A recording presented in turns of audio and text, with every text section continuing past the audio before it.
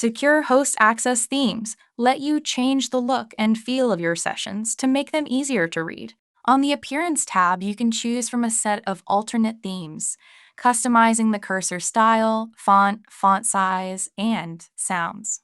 To fine-tune your adjustments, open the Manage Themes dialog box, and then choose to modify the currently selected theme file. In this dialog box, you can set a new title as well as detailed description for the theme. You can also set sounds or remove them, adjust the font and font size, and change the text and background colors.